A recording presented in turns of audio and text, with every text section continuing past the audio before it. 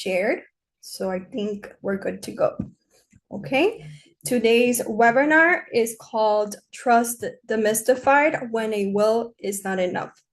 Our goal tonight is really to break down trust in plain English for everybody, because when I had no knowledge of legal knowledge and when I was starting out in law school, I had no idea what trusts were.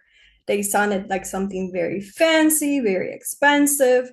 And it went as I started to learn, I realized that they are actually very if explained correctly, they're actually, what they solve is much more than what a will usually does. And in practice and in real life, people, to my surprise, are much more familiar with wills than trust. So our goal tonight is to demystify what a trust is for you.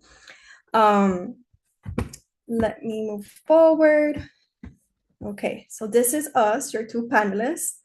I am Daniela Cardoso. I am an estate planning attorney here in the state of Florida. And I am also the founding attorney of Cardoso Law Firm. You can see in my background, this is my the logo for my law firm. I named it after my family because estate planning ultimately is about family. It's about protecting the people that you love and the legacy that you want to leave behind for them. That's really, and that's also what I'm all about. That's what I stand for. And it's represented even in my branding, in my logo. And tonight I'm joined by my colleague and friend and fellow attorney, Angie Olivan. And Angie, do you want to take a moment to introduce yourself? Absolutely. So yeah, good afternoon, everyone. Thank you so much for being here tonight and taking time to join us today. I'll expand just a little bit on what Attorney Cardoso already mentioned, but before I share a little bit about me, even though I agree with everything she said, I want to share that just a very simple truth that I see every day in my practice. And when it comes to families, most of the time they don't fail to plan because they don't care. It's usually because the plan and the process itself feels very overwhelming, uncomfortable, or just very easy to postpone. So, very properly titled this webinar, demystifying what a trust is and just estate planning in general. So we really hope that we can, demystify trust in general tonight. But a little bit about me. My name is Angie Olivan. I'm also licensed here in the state of Florida, and my practice is formally is primarily, better said, is mostly commercial litigation and estate planning, which might sound like two very different areas, but they actually intersect more than people realize. I work mainly with business owners and families across the state of Florida, and that is why planning decisions come up more often than people realize. In litigation, I often see what happens after something goes wrong, when documents don't align or intentions aren't clearly expressed, and it leaves families, navigating uncertainty and just it's already a difficult time as it is when those moments hit. Estate planning, however, does the complete opposite, which is one of the things that made me fall in love with it. Because, like they say, usually when you're looking for an attorney, it's because you have an issue. But I think estate planning is one of those things that it has like a positive outcome without you having to be in trouble. It provides clarity, continuity, and giving people that you care about a roadmap instead of leaving behind a mess. So, again, in today's conversation, this isn't about whether a particular document is better or worse. It's about helping you understand when a will is enough or when a trust can quietly do a lot of the heavy lifting behind the scenes so that you can be informed, intentional, and decisions that benefit you and ultimately your loved ones. So, thank you again for being here. Thank you, Angie. I couldn't have said that better. I feel that definitely estate planning is one of those areas where people are preparing for the worst, expecting the best, but preparing for the worst. So I think that was said perfectly. Okay, so just some important notices before we begin. The first and most important one is that this webinar is for educational purpose only. Nothing that we discussed tonight, please don't constitute it as legal advice. And why we say that is because if there's no attorney-client relationship formed yet, we don't know the specific circumstances of your family, your life. So what we are going to cover today is very like the law in general, but your case may be different. So please don't go ahead and make any decisions based on what we say today. Don't share any confidential or sensitive information in the Q&A because that's everybody can see that. And we are discussing Florida law generally as of January 1st, 2026, but the law can change. So please also keep that in mind that the laws can change. So again, don't go ahead and make any decisions based on what we covered today before doing a consultation with an attorney. Okay, so what are we covering tonight? We're gonna cover the difference between wills and a revocable trust, a revocable living trust. Keep in mind that today we're going to focus on the revocable living trust, but there's different types of trusts, not just that one. We are also gonna cover what triggers probate in the state of Florida. What is probate, if you're not even familiar with that, what process is, and what it involves, what are the costs, how long can it be? Why people use revocable trust versus a will. What are the common mistakes and pitfalls of choosing one or the other? And how funding actually makes or breaks a trust, which is very important because with a trust comes funding. And that's something that sadly, I see that there are many attorneys that draft trusts for their clients, but they don't really take the time to explain to the client that the trust won't work if one of they fall. And excuse me 1 second.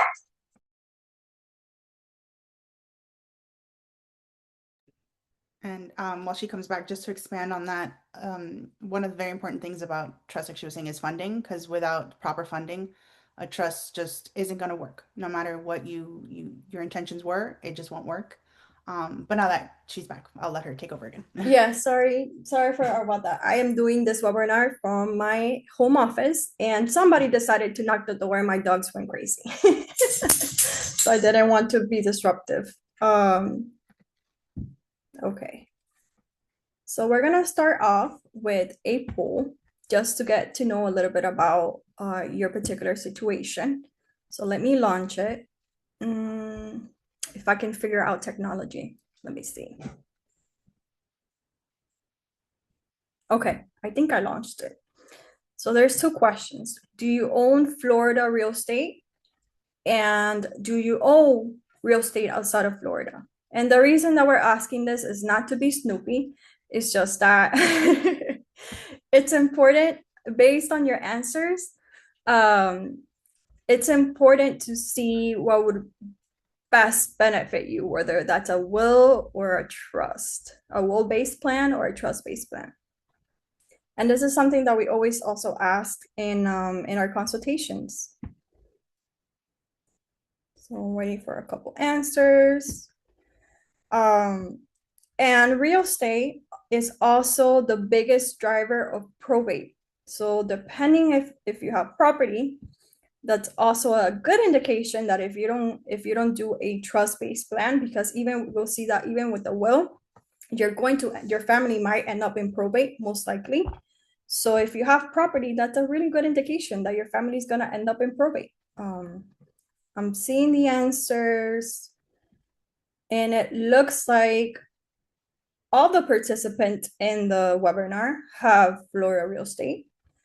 And it looks like 2/3 have property outside of Florida as well, which that indicates as well that your family might not just be subject to one probate court, but multiple courts. So keep that in mind as we proceed.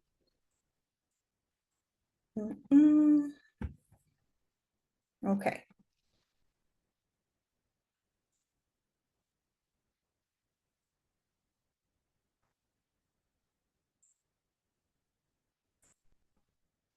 All right.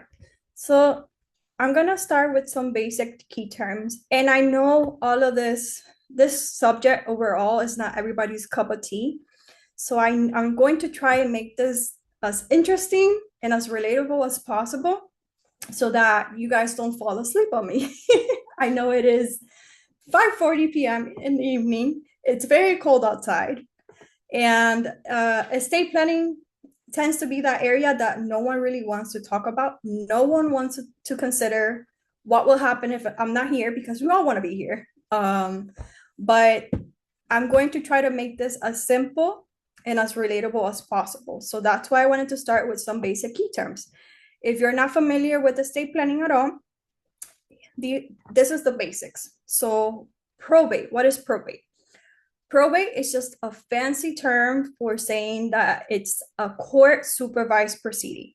So if your legacy or your family ends up inheriting something from you, and they end up having to go to court to receive it, that means that they have to go to probate court. That's just what it means.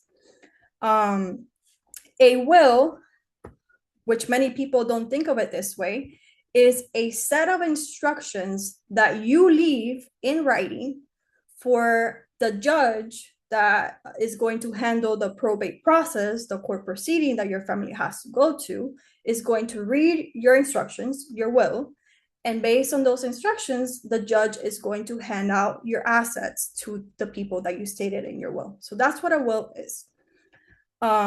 Most people think that when you leave a will, that's going to stop your family from having to go to court, but that's really not the case. It goes hand in hand. Unless you have no assets whatsoever that end up having to go to court. So if you pass away with, let's say, a bicycle, then that's the only, I don't know, that's a very childish example, but that's, obviously your family is not going to have to go to court for a bicycle. But if you have any type of real estate property, most likely your family is going to have to go through the probate process. And a will, unfortunately, will not avoid that. A will is just your instructions in writing to the judge. That's what it is. Think of it that way. That's the simplest way to understand it. A trust, on the other hand, so what's the difference with a trust? A trust, on the other hand, think of it as a legal arrangement, a bucket. Think of it as an imaginary bucket, or other comparison that I like to put is the lunch bag, where you put a bunch of stuff into your lunch bag or a bunch of stuff into your bucket. It's a legal arrangement where you, while you're alive, you're going to put all your assets inside that bucket or inside that lunchbox, and you're going to direct, or also, write a very fancy, long document. We're talking about a trust is usually 100 and something pages versus a will is usually 50-40 pages. So just think about the amount of instructions that you can leave in one versus the other. And the difference is that the trust also controls those assets that you put into it while you're alive, versus a will only comes into play when you pass away. So I hope that made sense to everybody. I hope I'm not making everybody fall asleep, and that I'm making it as simple as possible for somebody that is not familiar with legal terms. A trust is composed of three hats. So we have three different people. We have the grantor, which is the person, fancy term for the person who makes the trust, you. We have a trustee, which is the person that's going to manage everything that you put inside your bucket. So while you're alive, you can be obviously the grantor, the person that creates it, and the trustee, the person who manages it. Then in the trust, you can obviously write who's going to manage it. And by it, I mean like everything that you put inside your trust, in case you become incapacitated. So in case you have an accident and you're in a state of coma, a trust allows you to designate who can take care of all your assets while you're still alive, but incapacitated. In a will, you can't do that. A will doesn't even come into play until you pass away. And then also in a trust, we have the beneficiary. So the person who's going to benefit from everything that you put inside the trust. While you're alive, you can be all three. You can be the grantor, so the person who makes it, the trustee, the person who manages it, and the beneficiary. While you're alive, all the stuff that's inside your trust, you're the main, obviously you're the main beneficiary, it's still yours. So that's basic key terms, baby terms on how, of everything that we're going to cover today. And I hope that made sense. If anybody has any questions, you can just use the Q&A chat. Okay. So what does a will do? A will still, and this, by the way, this webinar is not to shame on wills. If you have a will, you spoke to an estate planning attorney, and the attorney recommended that you needed a will, not a trust. I am not trying to convince anybody to just go for a trust. We're just pointing out the pros and cons of each. And obviously, it depends on everybody's life is different. So maybe what works for you won't work for somebody else. But a will still does very important things, and one is that it directs how the probate assets are going to be distributed. It's better than just passing away and depending completely on Florida's statute laws.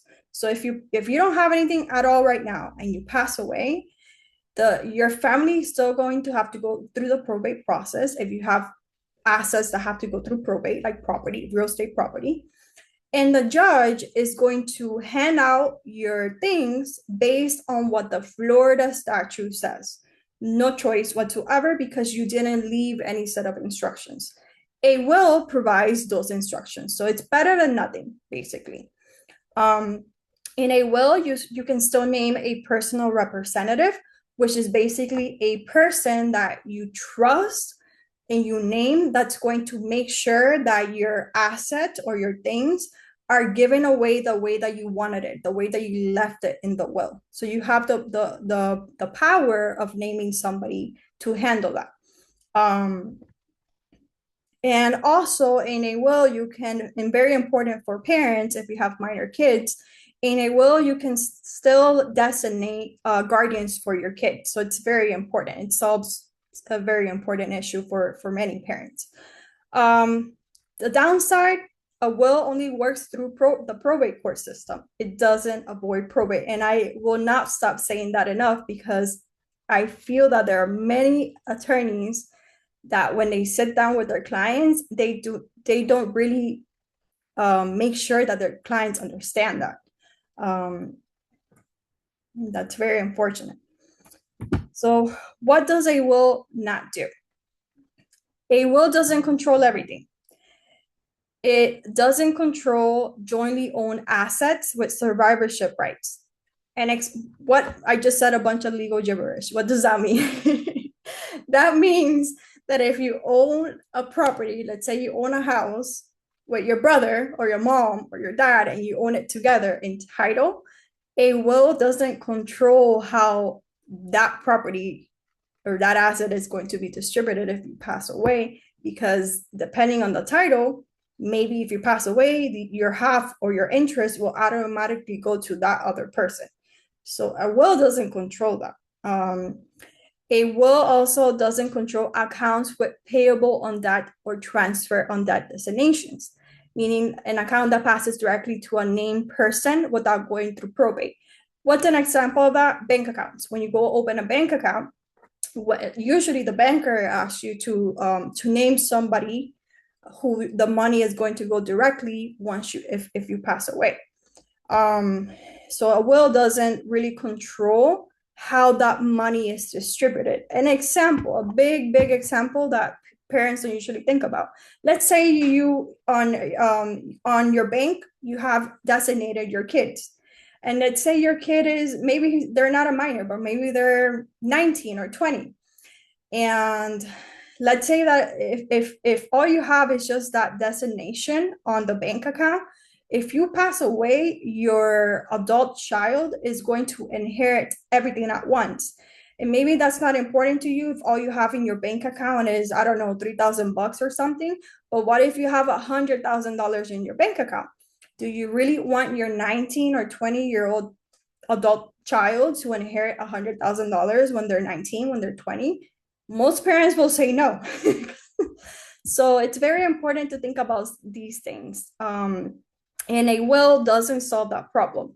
And just putting a beneficiary designation, like a name on your bank account, doesn't solve that problem either. So those are very important factors to consider when you're doing your estate plan. what does a trust do? And allow me 1 second to take a sip of coffee, please. And I'm actually going to look at the chat to make sure that I'm not confusing anybody. No, I think we're good. Okay. So a trust, let's talk. I just bombarded you with a bunch of doubts about wills. Let's cover what trusts do and can't do. A trust, once properly funded, which is very important, a trust will not work if it's not funded. And what does funded means? It just means that when you create your bucket, you don't leave it empty. So if you make your bucket, you better make sure that after you make it, you put everything that you want inside the bucket. That's what it means when you fund. When you fund your trust, is that after you make it, you have to make sure that you title the assets that you want to go inside the trust into the trust. And obviously, an estate planning attorney that you hire to help you with your estate plan should provide instructions and tell you how to do this. To my surprise, I've had a couple situations where I'm having a consultation and people are telling me that they have the trust made, but they don't have anything named into the trust. And what I say to them, so basically you paid for a very fancy document and it's just sitting there, it's not doing anything. So a trust only works if it's properly funded. It can hold title and assets during your life. That's a huge difference compared to a will, because the moment that you make or you create your trust, you can start putting all your stuff in it, all your house. You can retitle your house inside the trust, and it adds another layer of protection to your home, actually.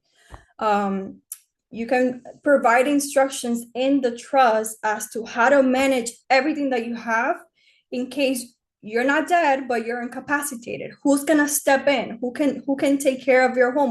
Who can pay your bills, your credit card, your bill, your light bill? Who can, if you have minor kids, who's gonna take care of your kids if you're in a state of incapacitation? All of that can be solved by a trust. Let's see. You can also, in a trust, the huge benefit of it is that you can be as detailed as possible as you can, and you can designate as many successors as you want. You can be very, very detailed, which you can't be that detailed in a will. And again, a will really only covers what happens after you're not here. A trust, it covers incapacitation state as well.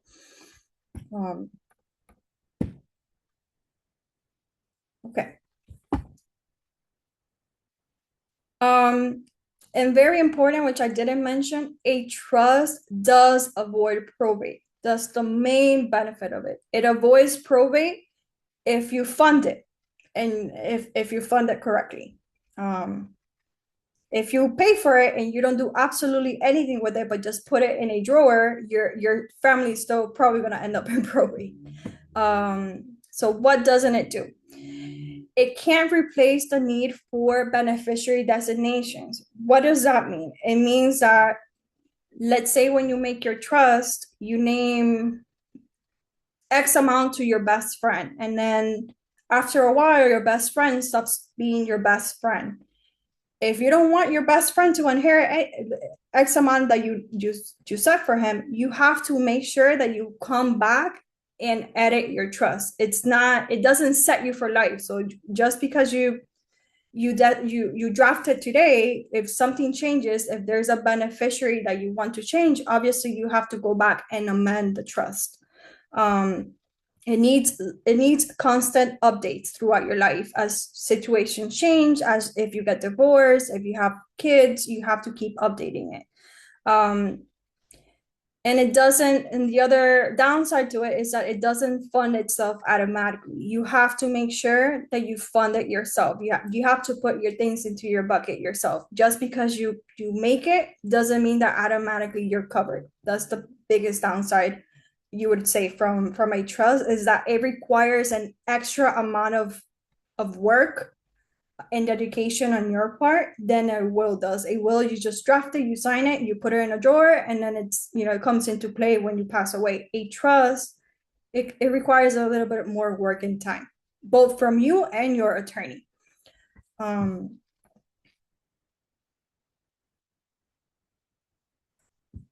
okay. So here we just wanted to cover a few quick myths versus facts, things that we hear very often. One myth is if we have a will, again, my family avoids probate. I'm not trying to be repetitive. I just want to make sure that if you take something out of tonight's webinar, is that a will doesn't avoid the fact that your family has to go to court. It doesn't. Um, Trust avoids all costs and paperwork. That's another myth. Trust usually shift the work to funding and administration, but it doesn't avoid. If you don't fund it correctly, your family is going to end up in probate. So it's very important that if your main goal is for your family to not have to go through that expense and time, that you, if you settle for a trust, that you make sure that you fund it correctly. Otherwise, you just pay for a fancy paper that's not doing absolutely anything. And then very, very common myth is that trusts are only for people who have a lot of money or are very wealthy.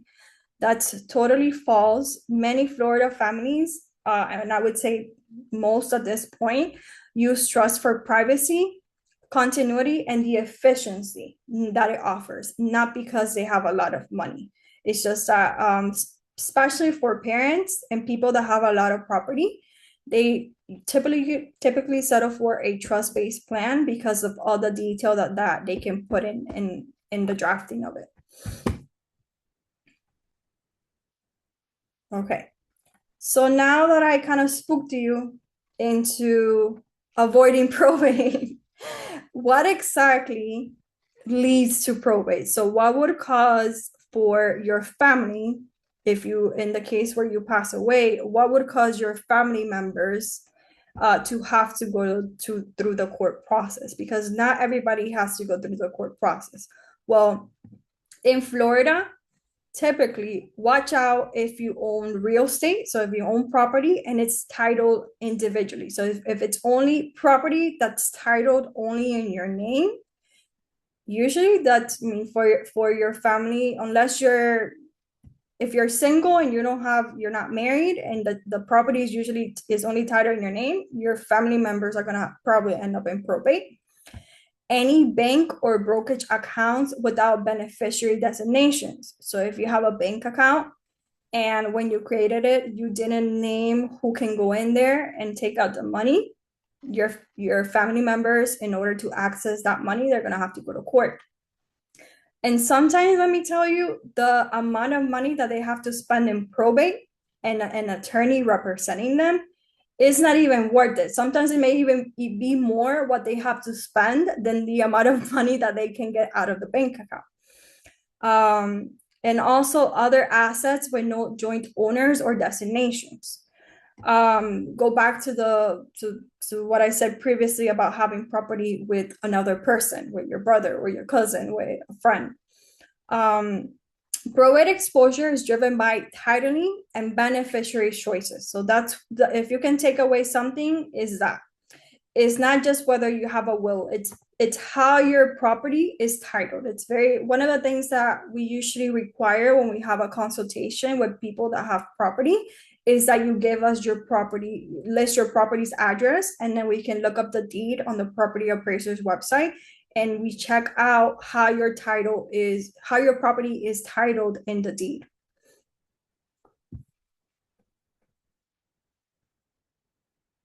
Okay. What can it involve? So if your family has to ends up in court, what's going to happen? What's it going to look like for them? Well, one, imagine that your family is going through the grief of losing you. So keep that in mind. You already have if you're talking about your spouse, your kids, a very close family friend, relatives, they already have to go through the process of taking care of your burial and all that kind of stuff, and they're losing you. And they're going through grief, and then on top of that, knowing that they have to go to court to be able to access, I don't know, money in the bank in order to keep a certain property. Sometimes probate takes months, and it can even take up to a year, more than that. So imagine going through, put yourself, when I always tell my clients, put yourself in the shoes of your family member, whoever that is, whoever the person that you love is. They're going through grief, and they also have to go through this whole legal complicated process, that they're going to have to find an attorney to represent them. Usually attorneys who handle probate charge a lot of money, and there's going to be court filings and timelines. It's all public because probate is a public process in the state of Florida. They have to deal with creditor notice procedures if you own any money to any creditors, any credit cards or stuff like that. They also have to deal with delays of receiving their assets, because again, probate can take months, so it can be months to a year for them to even be able to access or manage a certain asset like a property. There's professional fees involved. It's just probate is not no one wants to deal with probate. Absolutely, even attorneys that handle probate, which by the way I don't don't want to deal with probate because it's very stressful and it's very expensive. Um, okay, we already did this pool, so I think moving forward, let me see if anybody has any questions so far, or any comments even. No? Okay. All right. So moving forward now, Angie is going to talk about why clients might settle for using revocable trust. Take it away, Angie. And I want to emphasize now, again, yeah, this might be like a dense topic. It's not, you know, very fun stuff, but you will see overarching themes. We're not trying to be repetitive. We're just trying to impress upon you the importance of some of these overarching themes. But basically, when people hear the word trust, as previously mentioned, people often think about, oh, this is for the wealthy. Um, that's not necessarily true. In reality, most of the clients that we work with choose a trust for a much simpler reason. Some people attribute a negative connotation to this word, but it's control. And that control is to see what happens when you're alive, but you can't manage things yourself. Control over what happens when you're gone. Control over how much of your private business goes out there. Because again, not to spook you about probate, but it's not for the faint of heart, and it is public. That's something a lot of people don't know. So if privacy is something that you value, a trust might be a better option for you. And particularly with revocable trusts, they create continuity that we had mentioned earlier. So instead of everything stopping and waiting for the court process, there's already a plan in place. Someone who can step in and pay the bills, manage the property, ensuring your kids are getting all the safety, the schooling, everything they need. You've already set it all out. And explain you can get as detailed as possible.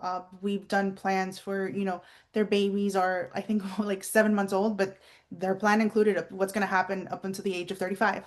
And that's how detailed you can get. So again, there's that. Privacy, another big reason. Trust generally isn't going to be made public. And for many families and business owners, that distinction is what matters the most. And then, of course, there's the matter of efficiency. When someone owns multiple assets, whether it's property, you have 5 houses in Florida or across different states, a trust can help bring everything under one coordinated plan instead of fragmented proceedings.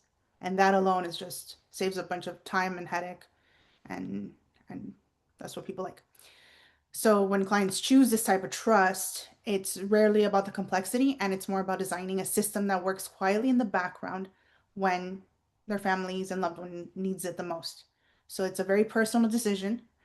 Um, and the other aspect of when I've seen people choose a trust over it is they've also personally seen a friend or family go through the probate process and they're like, yeah, no, we don't want that delay, unnecessary delay. So yeah, those are the main reasons why people choose this type of trust.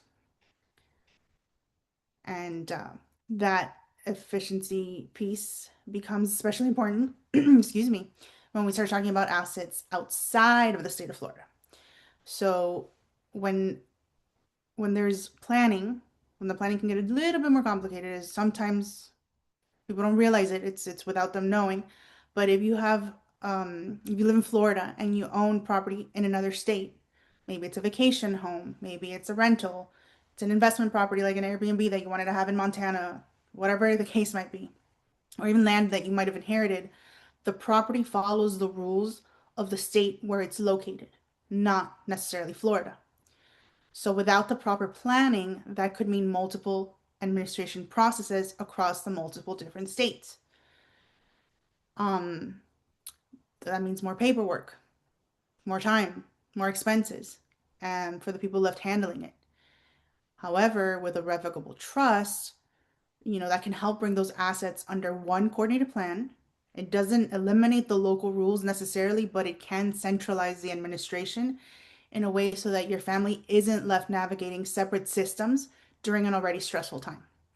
And the key takeaway here, it's pretty simple, and it's just that one plan should coordinate assets across multiple states if it applies to you, and not leave your loved ones with trying to connect the dots themselves, because that's it could be really overwhelming.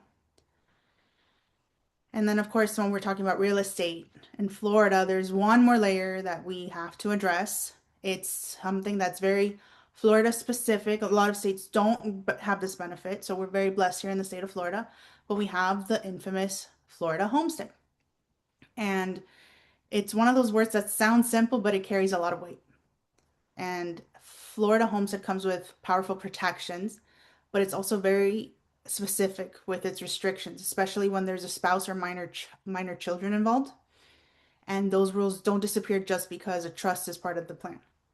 So that's why there isn't a single right way to handle homestead property, but the right approach depends on your family's circumstances, what are your long-term goals, and how the rest of the estate plan that you create is structured. So in some cases, a trust can work beautifully with homestead protections. In others, it may require a little bit more careful strategy. But here, the main takeaway we want you to leave with tonight is trust planning in the state of Florida should always be coordinated with your homestead considerations, not layered on without thought. Okay. And then that's also why trusts aren't automatically the right solution for everyone. A very important thing to understand about trust planning and estate planning in generally is that it isn't always the trust isn't always the right answer. For some people, their assets are limited. Um, like it was mentioned previously, everything can already be passed through a beneficiary designation, and there's no real estate involved. It happened to me the other night. It wasn't even like a client, it was somebody who knows me. They called me frantically, like, I just left a dinner party and they're scaring me that I need to trust because my house and the taxes and the probate, and they're throwing all these terms. And I'm like, do you even know? Like, no, you don't even have to worry about it if that's not your goal. What is your goal? And that's where you go into the details of like what that person wants to accomplish. And in their case, they don't even need a trust. The property is designated the way they intended. When that person passes away, it'll automatically pass along to XYZ person. So those don't And get scared into thinking something's right when it may not be the case. sorry to butt in, Angie. I Yeah. just wanted to add that in Florida we also have the famous Lady Bird deed, which Hmm. if you want to talk about it briefly, but it's also a really good strategy to avoid probate if we just have one property, for example. Yeah. So those are the type of things that why we say like earlier on when we said don't give us all your specifics and your private information now is because in a consultation we can weed those things out when we're having a more detailed conversation about your particular goals and what you have. But yeah, like Attorney Cardoso said, there's Lady Bird deeds. There's tons of tools. We just have to know which ones to use at the right time. Um, so with that said, in those type of situations where a trust might not be the best solution, maybe you have simpler documents paired with good coordination that can effectuate those goals just the same. So, what else? When the trust, however, I do want to say that when a trust is the correct tool, it's important to understand that it comes with responsibilities and it's those boring things that nobody wants to do, but it is important. We've mentioned it multiple times throughout the evening tonight, but again, it's very important. If you don't do these next steps, you just have a very nice document that is going to sit pretty in the drawer, in the shelf, and it's not going to go into affect the way you wanted it to go. So what are some of these burdens that people don't want to do? Um, they require work up front, and that means retitling certain accounts, preparing deeds when necessary and when it's applicable, and making sure that the paperwork is actually completed. Because that's another thing. If you created the deed retitling the property to the trust, but then it never gets recorded, you're in the same boat. You didn't do anything to make sure that the trust that property is in the trust. There's also ongoing maintenance throughout the time that the trust is in place. Assets change. You could gain some, lose some, give some away, whatever the case might be. Accounts are opened or closed. Life circumstances, those are constantly shifting. And the plan needs to stay updated to stay aligned with the circumstances in your life. Eventually, someone else will step into the role of trustee. As previously explained, while you're alive, you could be all three. But eventually, who's going to be the successor trustee? What are their responsibilities? Is it managing the assets, following the instructions that you've left behind, carrying out the plan during incapacity or after death? Those are the main keys. And again, a trust is just a system, but if it's well maintained, it can work very, very well. But it does require that intention, and that includes doing the work to make sure that it's properly functioning. Okay, so what happens when the system isn't maintained? And one of the most common problems that we see, which we're calling tonight pitfall number one, is the unfunded trust. You've heard it many times, you're going to hear it again, just because it's that important. But someone signs a trust, everything looks great, it's done, so you think, but major assets are still titled to their individual names. Bank accounts, brokerage accounts, real estate, nothing's been moved. The result is, despite having that trust, probate will still be required for those assets. And that often surprises families who thought everything had already been taken care of. So a simple way to think about this is how it was explained before, a bag. So you created the container, but it's only going to protect what you put inside of it. So if you never moved it into the trust, it was never put into the bag. So is it really protected? No. So signing the trust creates the container, but retitling the assets, it's what's going to make it work. So then funding isn't the only place where we see a plan break down. Sadly, it can happen with a mismatch of beneficiaries. And this is another issue to be wary of in your estate planning, specifically with trusts. Let's say a trust plan says one thing and we're going to call that plan A. But then the beneficiary designations on, your Wells Fargo account or your life insurance say something completely different. Then that beneficiary designation controls. So even with carefully drafted documents, those accounts will pass according to what's on file in that institution, and not necessarily what the trust may or may not say. So the result can be unintended distributions, and unfortunately can lead to family conflict.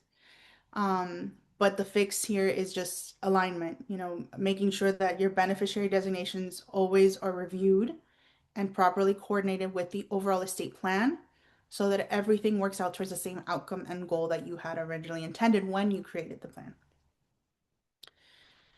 And then pitfall number three, outdated fiduciaries. I'm going to try to keep it simple because fiduciaries is one of those other legal terms that's just very boring. But essentially, simply put, it's just a person that you legally choose to act on your behalf and for your best interest, such as a trustee or a different type of agent, when you can't act for yourself. And one of the most common issues that we see is that those choices don't get updated after major life changes. What are some of those major life changes? Marriage, divorce, relocation, or even um, in health, when changes happen in your health that can affect anyone at any age. A lot of people think, oh no, when you're 80 years old, we've seen, unfortunately, younger people being affected with certain health issues that limits what they're able to do. So when things like that happen, you have to keep that in mind and update your plan. And the result can be, when you don't do it, it can be administration problems at the worst possible time. It's like Murphy's Law. If it's bound, like, it's just, if it's, you're not ready, that's what happened. So decisions need to be made, and just think the plan will change as your life changes. So somebody whom you might have designated 10, 20 years ago might not be the right person today. Lastly, I think this is the last pitfall that we see very commonly, um, and it's the do-it-yourself documents. And it's, I don't need a lawyer, I can do this myself. In theory, sure, but we often see documents that were created using either generic forms or pieced together from who knows where in the internet, but they don't fully match the person's goals, or they don't account for Florida-specific issues. And that's something to be very wary of. The result of doing that can be uncertainty, disputes, or even court involvement that you might have originally wanted to avoid, such as a pesky little probate that we keep talking about. And it's not because, in that case, it's not because someone failed to plan, but it's because the pieces weren't working together in that system that you created. So estate planning isn't just about having these documents, it's about making sure your documents, how your assets are titled, and how the beneficiaries are designated all work together in like one happy, harmonious ecosystem, to get to the outcome that you want. And when this doesn't And happen, just probably happen. Good. And just to add to that, a will or a trust can fall out just by not signing it correctly in front of Mm-hmm. the required number of witnesses and in the manner that it's required by the law. So there's families, and we can there's families that still have to end up going to probate just because the will or the trust is contested in the way that it was signed. And it's the importance, for example, I am always there on Mm-hmm. signing ceremonies because I want to make sure that my clients don't end up having to go to probate just because the documents that I spent so long drafting weren't signed in the right way.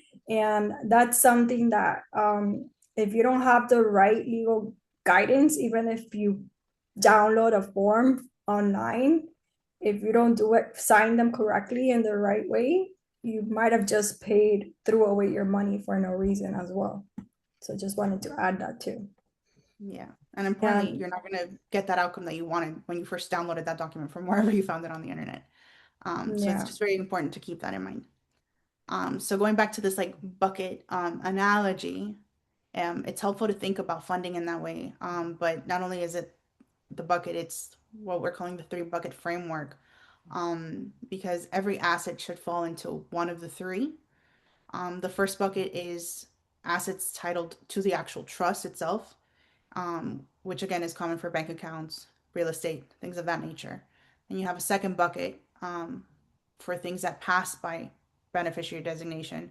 So you're acknowledging they exist, and the follow through they need to have, such as retirement accounts or life insurance. Those don't necessarily go into the trust, but they still need to be coordinated so they can match with your estate documents.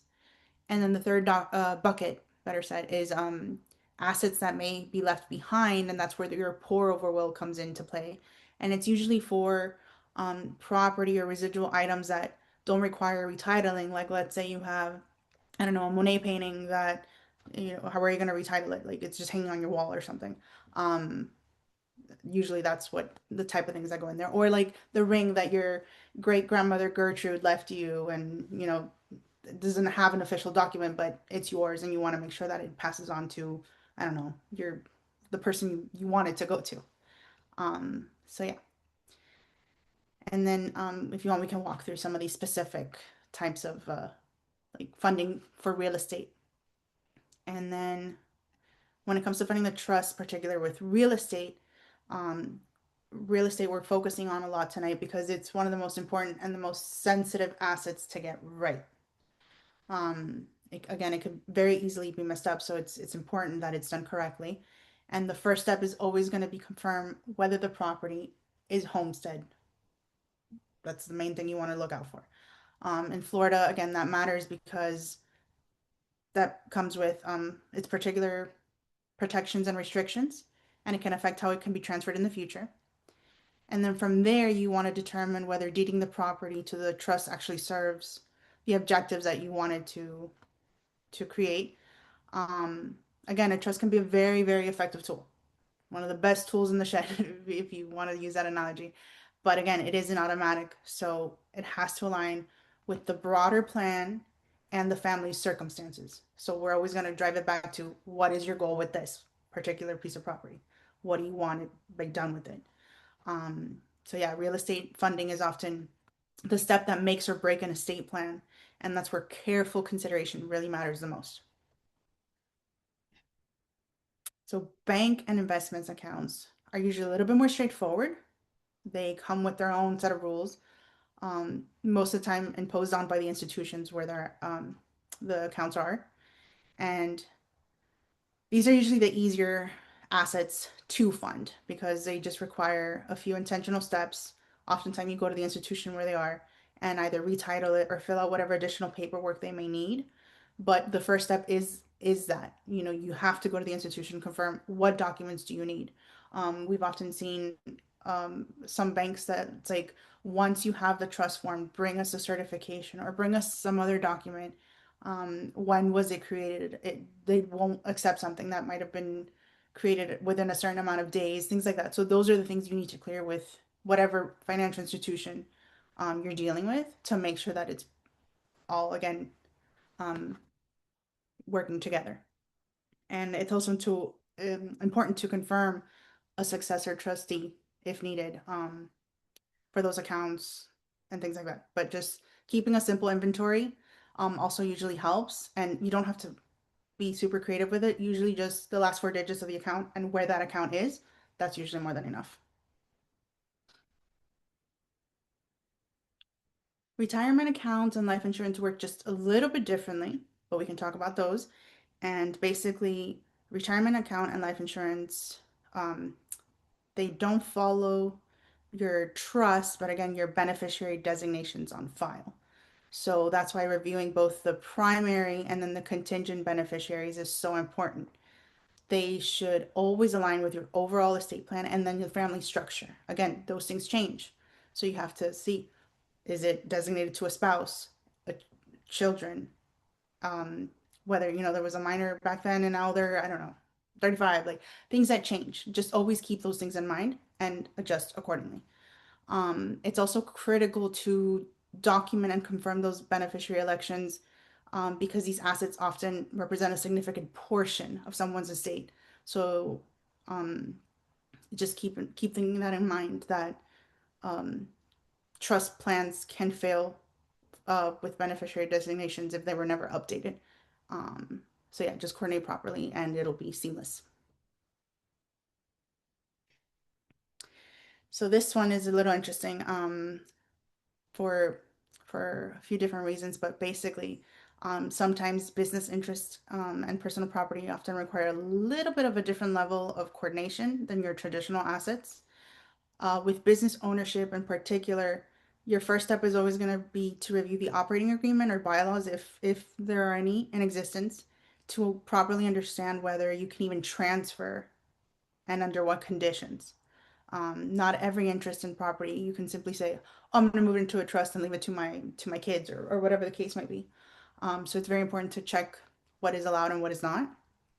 And then when an assignment is allowed, um, they need to be prepared carefully and business records updated so that the ownership is clear and enforceable later on in the future when actually needed. Personal property, you know, that could include those valuable items or collectibles, and those are often handled through like a schedule. So those are easier to designate. Like again, that Monet painting is going to go to XYZ. And now with, you know, increasingly digital era, digital assets, if you have any, should also be part of the conversation. And again, creating an inventory will absolutely help prevent any delays when it comes to that. So now that the assets, you know, are funded and coordinated, the final piece is to make sure the plan doesn't become outdated over time. You don't need to memorize this list. I'm not going to go through all of them, but you know, after signing, these are the series of follow-ups that you want to make sure are in place so that your plan is working for you. And these range from things like deed preparation to account retitling, beneficiary reviews, homestead, and business succession documentation, wherever it applies. And the goal isn't for clients, you know, for you, like to memorize this again, but just keep it in mind to make sure that everything is properly flowing. Um, Again, I can't stress this enough. A plan will work great, but you have to make sure that everything is aligned so that it works properly. And I'll leave you with one final little thought, and it's this quick self audit before we wrap everything up. Just, again, these aren't your questions, there's no pop quiz or anything like that of everything we've talked about tonight, but just another way for you to check whether the plan is actually working for you once it's in place, um, so that you ensure that it's working the way you intended it to work. Again, Florida real estate, very important. The homestead, titled consistently with your plan, you know, your bank accounts, everything named or renamed how it should be. And finally, if something were to happen tomorrow, would your family or the trustee know what exists and where to find it? It's also something very important to keep in mind. So estate planning isn't about perfection, but it is about clarity, coordination, and keeping things current. Can't stress that enough. And that's all I have to say. Now let me check our Q&A to see if anybody has any questions. I hope we brought a little bit of a light bulb to your mind and did not confuse everything in there very much. We understand that estate planning can be one of those areas that if you haven't gone through it with a family member, it's kind of, most people think of it as a future thing that I have to do, not something that I have to do right now.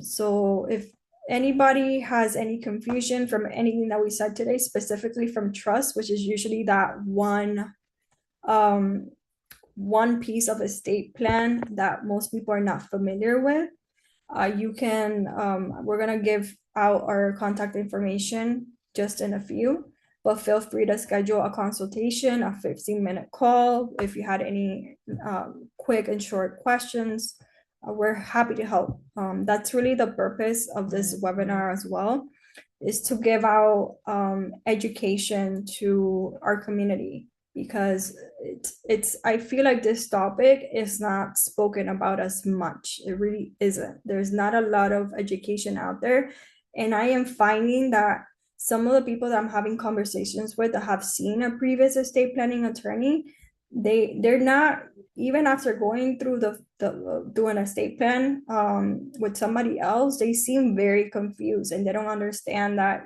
that a trust requires funding, that a will doesn't avoid court.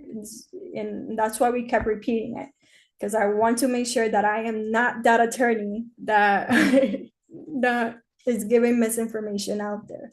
Let me see. I see a couple questions. Let me see. I was just going to say really quick before we get into the questions, I just wanted to add that if you've taken the time to make this plan, we don't want there to be any surprises, such as like, oh, I didn't know I had to fund it. I didn't know I had to do these things. That's why, again, like she said, we repeated it a lot throughout the evening. Um, but yeah, we really try for there not to be any surprises. And also, we have found there's a lot of misinformation out there on the internet. So always very important, talk to an attorney. Um, that's what we're here to do. We're here to answer questions and help as best as we can. Yeah, absolutely. I see a question. If I already have a beneficiary designated on my account, which I'm assuming is a bank account, um, or I don't know, investment account if you want to clarify, but do I still need a trust? Um, and I'm gonna give you a very lawyerly answer and go with it depends. Um, I mean, I don't really know what account you're referring to, so I'm just gonna speak in general terms. That if you're speaking, for example, about bank accounts, go back to that fact pattern that I mentioned previously about what if you have $100,000 in your bank account and your designated beneficiary is your 20-year-old adult child? Do you want you if you passed away tomorrow, do you want your adult child to receive $100,000 immediately? There's, whatever the answer is, there's your answer. So the answer is it depends. I'm not sure what account you're referring to. So I would, if you want a more specific answer, you can schedule a quick phone call or send an email. Let me see what else. Um, let me see. Okay. Is it always a good idea to put Florida homestead property into a trust? I think Angie, you were mentioning this. Do Yeah. do you wanna answer? Sure. And the answer, not to say the same one as the lawyerly answer, depends, but realistically, not always. Florida homestead, again, it's a very unique constitutional protection that we are lucky to have in Florida. Again, a lot of states don't have it. But especially when like there's a spouse or a minor child, it's good to evaluate it. And in many cases, a trust can just be used effectively with in combination with the homestead rules. So the right approach is going to depend on your specific family circumstances and your long-term goals. So the best thing to do is schedule that consultation with us so we can get really nitty-gritty about it. Yeah, and just to add to that, here in Florida, we also have a very good estate planning tool called an enhanced life estate deed or a ladybird deed. And oftentimes with a ladybird deed, if you just have one property, it can solve you might not need a trust or a will because in a ladybird deed you can still keep control of your property while you're alive, and then you can, just like you designate a beneficiary in your bank account or a retirement account or life insurance account, in a ladybird deed you can designate beneficiaries to your property, and it will avoid, if done correctly, it will avoid probate. So there's many tools out there. Besides, there's a trust, there's ladybird deeds, there's powers of attorney, there's a bunch of tools, but everybody's story is different, everybody's life is different. So that's why we said, and I do want to end the meeting because I don't want to keep anybody past, I didn't want to keep anybody past 6:30, but that's why I mentioned that very important that the webinar is information and educational for educational and purposes only, because everybody's story is different. So I don't want anybody to use what we especially since this is going to be posted on YouTube. I don't want anyone to see this and start making legal decisions without first speaking with an attorney, because we are speaking in general terms. Everybody's situation is different.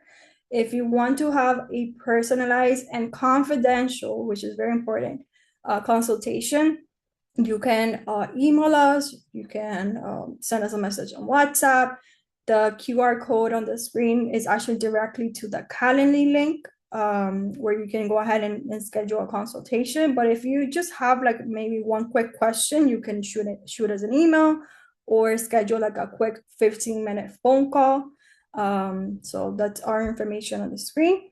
Also, if you Google us, you will find us, which is, I also tell my clients, if you want to know a little bit about the person that you're speaking with, you can always, which is what I do, I always Google my doctors, anybody that I'm consulting, you will find us on Google. And I'm very proud of all the Google reviews that I have, because it just shows, that it shows how I truly care about my clients, because, I mean, at the end of the day, This is estate planning is for your family. And I take a lot of pride, and I'm sure Angie, Angie, I can speak for Angie as well. I take a lot of pride in helping people protect their loved ones. Because to me, there's nothing more important than protecting your family and your loved ones. We work really hard. The United States is a country where we just work, work, work, work, and it takes a lot of hard work to build a legacy here. And it's very important that we leave our family members protected and we protect everything that we have worked so hard for. So without further ado, I don't want to keep anybody longer. But again, if anybody has any questions, please feel free to send us to contact us, either phone or email. So wishing everybody a wonderful night. I really hope that this was that we didn't confuse you too much, but that we brought a little light bulb to your mind about the importance of estate planning.